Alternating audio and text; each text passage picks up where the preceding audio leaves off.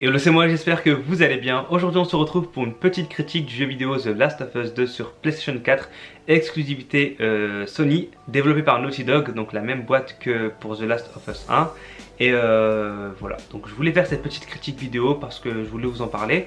Pour toutes les personnes qui n'ont pas fait The Last of Us 1 et 2, si vous ne voulez pas être spoilé, eh bien, écoutez, quittez cette vidéo. Et pour le reste, si vous voulez spoiler ou si vous avez fait le jeu et que vous voulez écouter ma critique, eh bien, écoutez, c'est parti, let's go. Alors, faut savoir que moi je ne suis pas un grand fan de The Last of Us. J'aime beaucoup parce que j'aime beaucoup l'univers post-apocalyptique, etc. J'aime beaucoup l'univers de The Walking Dead, donc forcément The Last of Us, ça me parle. J'aime beaucoup le côté humain en fait de The Last of Us, parce que dans le premier épisode, j'ai vraiment été touché par l'histoire de Joel, donc un père de famille qui a perdu sa fille lors du début de l'apocalypse, et ça a été très compliqué pour lui parce qu'il a dû vivre son deuil à travers l'apocalypse, et il a fait la rencontre donc de Ellie, une petite fille qu'il a donc recueillie et aidée à survivre en fait durant l'épisode 1. Dans l'épisode 2, on retrouve donc Ellie et Joel, ainsi que Tommy, donc le frère de Joel. Et en fait, il y a un truc qui ne marche pas dans ce jeu, c'est qu'on inclut un troisième personnage. Donc on a Ellie, Joel et Abby. Et là vous allez me dire, mais c'est qui Abby? En fait, Abby c'est une nana qui a un lien en fait avec The Last of Us 1. Parce qu'il faut savoir, pour ceux qui n'ont pas joué au jeu, que Joel a sauvé Ellie d'une équipe de chirurgiens, parce qu'en fait Ellie elle est immunisée par le virus qui contamine les gens et qui les transforme en morts-vivants, et les chirurgiens voulaient donc prélever ce qu'elle avait dans son corps pour essayer de créer un antidote et sauver la terre entière. Et donc un des chirurgiens qui devait opérer Ellie et qui s'est fait tuer par Joel était le père de Abby. Donc du coup forcément, si vous faites les liens, Abby veut venger son père en tuant Joel. Et c'est là que ça coince, parce qu'en fait nous, en tant que joueurs, on nous a pas vendu le jeu comme ça. On nous a vendu le jeu comme quoi on allait incarner Ellie, et qu'Ellie avait une soif de vengeance, qu'elle voulait venger quelqu'un. On ne savait pas qui, mais on savait qu'elle voulait venger quelqu'un, et du coup elle était prête à en découdre pour tuer un maximum de personnes pour atteindre sa cible principale. Et en fait dans le jeu c'est pas du tout ça. Le début du jeu c'est ça. Au début on incarne Joel un petit peu, et ensuite on incarne Ellie. On comprend que Abby donc va tuer Joel parce qu'elle a vengé son père sous les yeux de Ellie. Ellie va pas accepter donc la mort de Joel, et elle voudra donc la peau de Abby. Et pour ça donc du coup elle va se lancer dans une quête de vengeance en tuant énormément de monde de façon très gore, parce que le jeu est interdit au moins de 18 ans, faut le savoir. Et du coup elle est accompagnée de sa petite amie qui s'appelle Gina, et donc toutes les deux partent en quête pour venger Joel. Donc la moitié du jeu c'est ça, et ensuite le jeu se scinde en deux et on passe du côté de Abby. Donc là on reprend le jeu durant l'époque de The Last of Us 1. Donc là on suit Abby quand elle est adolescente, quand son père n'est pas encore décédé. On la voit donc voir son père se faire tuer par Joel. On voit qu'elle a une soif de vengeance et qu'elle veut absolument donc venger son père. Et donc du coup on la suit durant toute l'autre moitié du jeu, donc pendant 9 heures, donc c'est énorme. Et en fait on nous fait comprendre que Abby a les mêmes intentions que Ellie, donc la vengeance. Donc les deux ont le même objectif, sauf que on nous prouve que Ellie, donc le personnage principal de The Last of Us 1, et Joel sont en fait les méchants de l'histoire, et que Abby, dans le fond, c'est la gentille de l'histoire. Et c'est là que ça pose problème. Parce que quand tu t'attaches à tes personnages dans un premier jeu, que le jeu t'a retourné le cerveau parce que c'est tellement intense, ça va vite, il n'y a pas de temps mort, et qu'ensuite, dans le second opus, on nous dit que finalement en fait les personnages que tu as suivis dans le 1 c'est des méchants, c'est bizarre. C'est vraiment bizarre. Donc en fait au niveau du scénario c'est là que c'est le seul point en fait où j'ai été déçu, parce qu'en fait moi je voulais pas incarner Abby. Moi Abby, tu m'aurais expliqué l'histoire sans qu'on ait à l'incarner, je l'aurais comprise. J'avais pas besoin de passer 9 heures de jeu, parce que 9 heures c'est énorme, 9 heures de jeu avec elle pour comprendre ses intentions. Je suis pas teubé, je suis pas... voilà.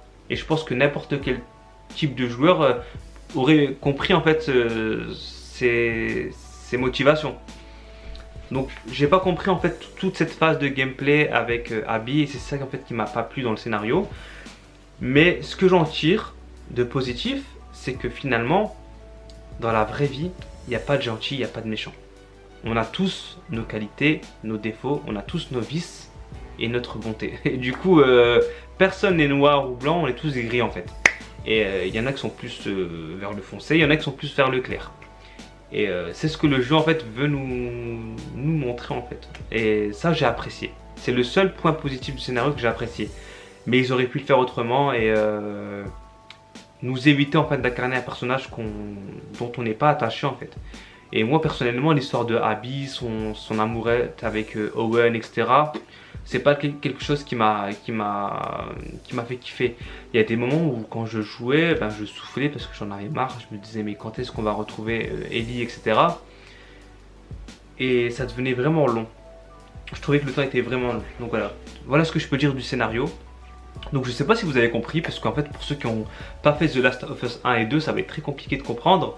Mais pour ceux qui l'ont fait vous allez comprendre ce que je dis. Concernant le gameplay franchement est magnifique, c'est immersif, c'est réaliste. Les personnages, vous savez, les contrôlés par l'IA sont très humains, intelligents.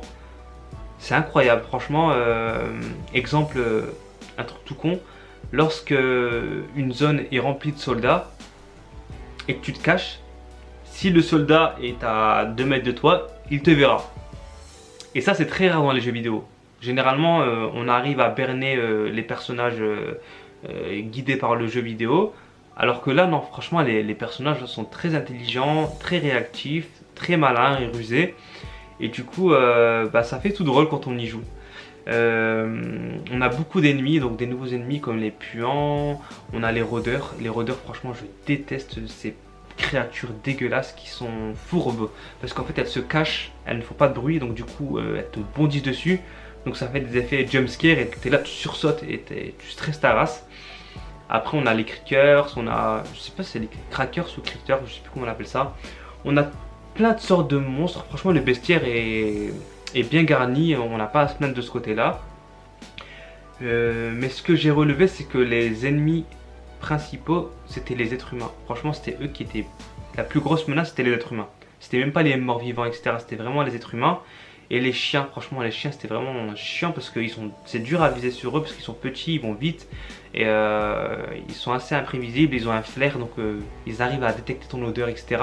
Donc même quand tu te caches, ils peuvent te retrouver grâce à ton odeur. Donc c'est assez compliqué au niveau des chiens mais j'ai bien aimé la violence dans le jeu parce qu'il est très violent, interdit aux moins de 18 ans donc c'est très gore, très trash.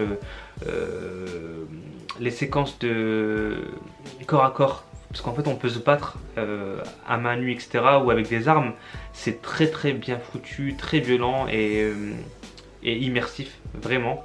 Pour moi je pense que c'est le plus beau jeu qui a été créé sur les consoles next génération. Franchement je trouve que c'est vraiment un très beau jeu. Et c'est presque un open world parce qu'en fait c'est énorme et on peut accéder à quasiment tous les bâtiments et c'est un truc de fou. Et parfois les bâtiments ont des sous-sols, des garages etc et on peut y accéder, c'est fou, c'est un truc de fou. Franchement je pensais pas que la PlayStation 4 pouvait supporter des jeux aussi gros en fait, aussi ouverts, aussi vivants et j'ai vraiment été bluffé. Donc j'imagine même pas ce qu'on nous proposera dans les générations suivantes. Enfin la PlayStation 5 ça va être quelque chose de fou. Enfin les jeux ça va être des films. Parce que là vraiment avec The Last of Us 2 c'était ouvert, énorme, les graphismes incroyables, la modélisation des personnages ouf. La musique franchement j'ai kiffé. Franchement au niveau il n'y a rien à dire. Franchement le jeu il est parfait. C'est juste le scénario qui bloque. En fait, c'est soit tu aimes, soit tu aimes pas. Soit tu accroches au délire de on va te présenter un nouveau personnage et tu vas jouer pendant la moitié du jeu avec. soit t'accroches pas. C'est aussi simple que ça en fait. Donc voilà ce que j'ai pensé de The Last of Us 2 que j'ai terminé en 24 heures. Donc franchement je trouve que c'est correct au niveau de la durée de vie. J'ai bien exploré le jeu, j'étais là en mode urbex, exploration nocturne, etc. C'était vraiment trop bien. J'ai flippé par moments, j'étais vraiment mal à l'aise par moments, mais étonnamment, je n'ai pas pleuré, je n'ai pas été ému, je n'ai pas été triste. J'ai été choqué par moments parce que c'est violent, c'est trash, et il y avait des choix de scénario qui étaient vraiment impressionnants, mais j'ai pas ressenti ce que j'avais ressenti dans The Last of Us 1, donc c'est dommage. Et si je devais lui attribuer une note, je lui donnerais une note de 18 sur 20. Honnêtement, j'enlève les 2 points pour le scénario. Parce que ça m'a vraiment bloqué. Et j'ai été un peu frustré. Et j'ai pas envie de spoiler, mais à la fin, je pensais qu'on allait avoir un choix, qu'on aurait pu choisir en fait. Et non, en fait, on n'a que des choix imposés par le jeu vidéo. Et ça, c'est dommage. Donc voilà, donc j'espère que cette vidéo critique vous a plu. Donc je suis désolé, hein, c'était un petit peu perpendiculaire, bancal, etc. Mais c'est parce que je n'étais pas préparé à cette critique. Donc du coup j'ai parlé à cœur ouvert tout simplement. Donc si vous avez aimé ma vidéo, n'hésitez pas à lâcher des likes, à vous abonner à ma chaîne YouTube Hello c'est moi, ce n'est pas fait et j'espère que c'est fait. Et on se retrouve peut-être pour une prochaine vidéo. Salut!